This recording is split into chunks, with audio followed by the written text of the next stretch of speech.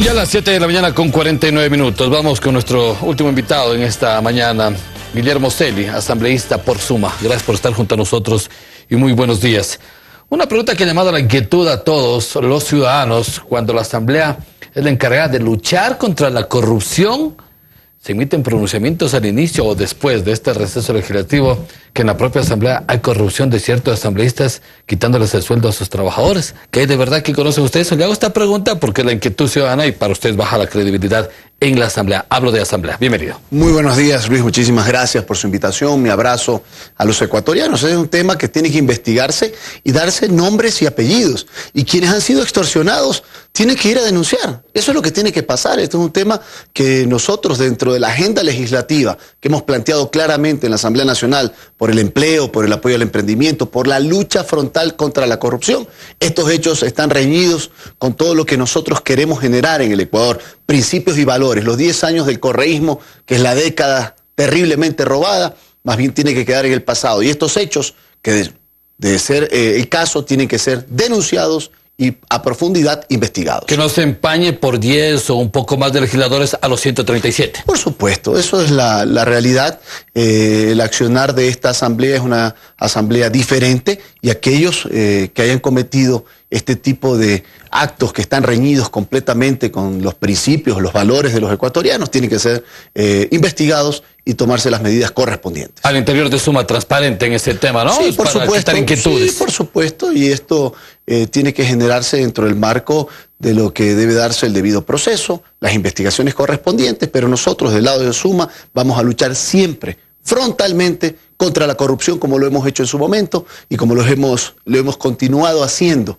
Ya han pasado varios casos, como el caso de la censura y destitución del ex fiscal general de la Nación, donde fuimos ponentes, donde fuimos quienes formulamos todos esos cargos del mejor amigo, parte del combo correísta, que lamentablemente no iba a investigar absolutamente nada, cuando luego de que sale ese fiscal, ahora empiezan a aparecer, ahora sí, los reales casos de terrible corrupción que han ensombrecido el país en los 10 años de la década terriblemente robada. Bueno, eso fue en la anterior asamblea, es decir, en este nuevo, después del receso, en este nuevo proceso de la asamblea, ¿qué agenda tienen para caminar bien? Hay leyes importantes como la ley de comunicación, de educación y otras más que tienen que caminar en base al trabajo de ustedes. Sí, hay un tema que lo propuse y que es parte de la agenda legislativa que ha planteado Suma. He propuesto que se cree una tarifa especial reducida para el sector rural, para los agricultores del país. Hay que bajar el costo de producción, hay que cuidar el bolsillo de los agricultores de la patria.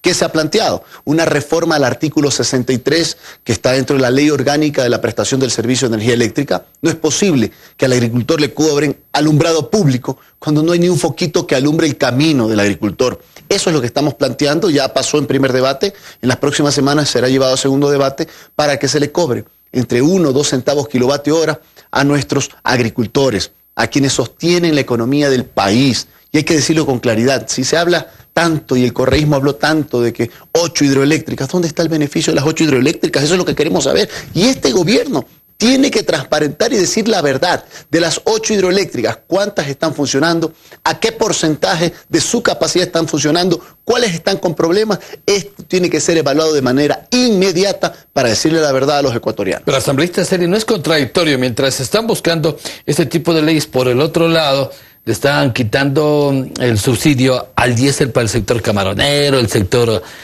artesanal del litoral. Mire, nosotros no estamos de acuerdo con esa eliminación de un subsidio. Realmente yo no sé quién está pensando estas ideas que están tiradas de los cabellos. ¿Cómo es posible que se quiera atacar a un sector que genera el 5% del Producto Interno Bruto, que significa el 35% de las exportaciones no petroleras del país, que significan 200.000 empleos de los ecuatorianos? ¿Cómo se puede golpear? Yo le pongo un ejemplo. Los camaroneros de Manabí y de Esmeraldas, que son pequeños camaroneros que tienen 2 hectáreas, 5 hectáreas, 10 hectáreas, donde trabaja el papá, mamá, hijos, que es su fuente de poder tener recursos y de generar empleo adicionalmente. Si usted le golpea a ese sector, ¿a quién está golpeando? A los más sencillos, a los más humildes. Y eso no puede ser posible. Esta es una cadena que lamentablemente lo único que puede generar es pérdidas de puestos de empleo, y nosotros del lado de Suma estamos completamente en desacuerdo con una medida que golpee a los más sencillos y humildes del país. ¿Y entonces para qué se creó la ley de fomento productivo? Como lo dice el nombre. Usted mismo lo acaba de señalar. Si hemos creado hace pocas semanas, hace 2 semanas se publicó en el registro oficial la ley de fomento productivo, que es una ley para generar empleo, pero por otro lado se toman medidas que están tiradas de los cabellos. Además, el gobierno tiene que decirle a los ecuatorianos cómo está reduciendo el gasto. Se está renegociando la deuda, canjeando la deuda cara del correísmo que nos endeudó al 9.76% para canjear esa deuda cara por deuda barata.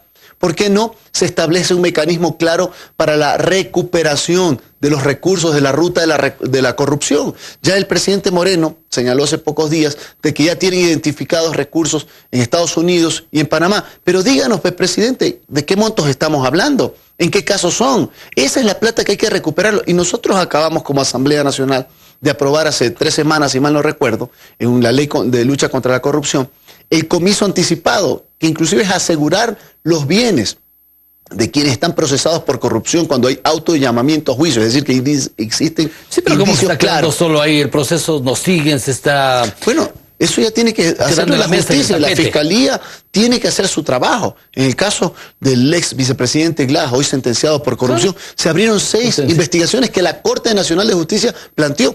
Eso tiene que seguirse procesando en la fiscalía, porque no es posible que solamente es lo que dice la gente. Está bien que paguen con cárcel los sinvergüenzas, pero lo importante también es recuperar la plata robada, que eso es lo que queremos los ecuatorianos, para que sean invertidas en salud, en educación y en la generación de empleo que necesita la gente. Hay agendas que va haciendo la Asamblea Nacional, entre ellas hay algunos temas, pero también que son pendientes e importantes. ¿Cómo es el tema de la ley de comunicación? ¿Cómo están tratando ese tema también que se viene trabajando desde hace algunos meses atrás? Bueno, hemos tenido ya, en mi caso, 2 reuniones. Primero el día de la semana pasada en AER Nacional, y el día de ayer nos reunimos en la presidencia de la Asamblea con todos los jefes de bancada, y estuvieron presentes la mayoría de los diferentes dirigentes de los medios de comunicación, de la radiodifusión nacional, planteando temas que son importantes. Justamente cómo ampliar el que se genere la libertad de expresión. El correísmo creó una norma, una ley de comunicación que era una mordaza, una espada de Damocles, una camisa de fuerza. Claro, ¿para qué? Para encubrir los terribles hechos de corrupción y que la prensa no investigue. Y yo siempre lo he señalado y lo reitero, Luis. La mejor alianza que puede generar un gobierno honesto y transparente es con una prensa libre, independiente e investigativa. ¿Y qué es lo que proponen ustedes como Suma dentro de esa ley de comunicación? Varias cosas. Nosotros habíamos planteado, inclusive habíamos presentado un proyecto de enmienda para eliminar esto que el correísmo creó a espaldas del pueblo ecuatoriano en el año 2015, diciembre del 2015, donde declaró a la comunicación como servicio público, cuando la comunicación es un derecho humano. La Corte Constitucional, ya cesada los últimos días cuando pendía de un hilo, cambió de parecer y tiró abajo una barbaridad jurídica como era declarar a la comunicación como un servicio, como el agua potable, como el alcantarillado, cuando la comunicación es un derecho humano. ¿Y ahora qué se plantea? Los miembros de AER están planteando la renovación de sus frecuencias.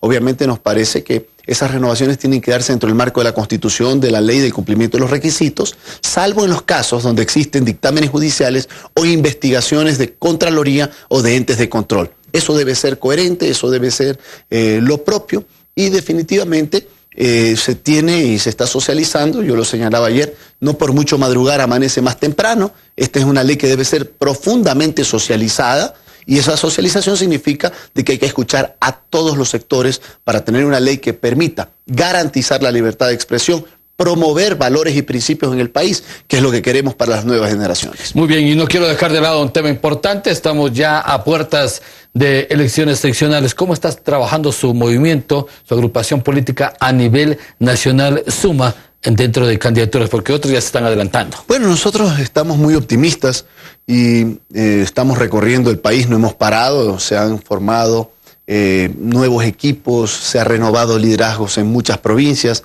Suma es el movimiento más joven en la ley electoral y eso es muy importante. Y adicionalmente, bueno, yo soy muy respetuoso de los procesos de democracia interna. La democracia interna es la que fortalece a los movimientos, pero sí hay nombres de liderazgo fuertes que tenemos, por ejemplo, en la Amazonía, en Sucumbíos. Amado Chávez será nuestro candidato a prefecto seguramente, luego del proceso de primarias, pero él es un líder fuerte para la prefectura de Sucumbíos. El prefecto de Pastaza, Antonio Cubes, también es un líder fuerte en la provincia para la reelección a la prefectura. Celestino Huizún en Morona, Santiago, lo mismo para la prefectura. En lo que es Sierra Central, en Chimborazo, Marco Murillo, ex legislador, se presenta como un liderazgo fuerte para la prefectura de Chimborazo. En Bolívar, Vinicio Coloma, nuestro prefecto, iría a la reelección. En el caso de Pichincha y Quito, obviamente hay un nombre que ya es público, el de Juan Zapata. Eso se tendrá que tomar ya la decisión en el momento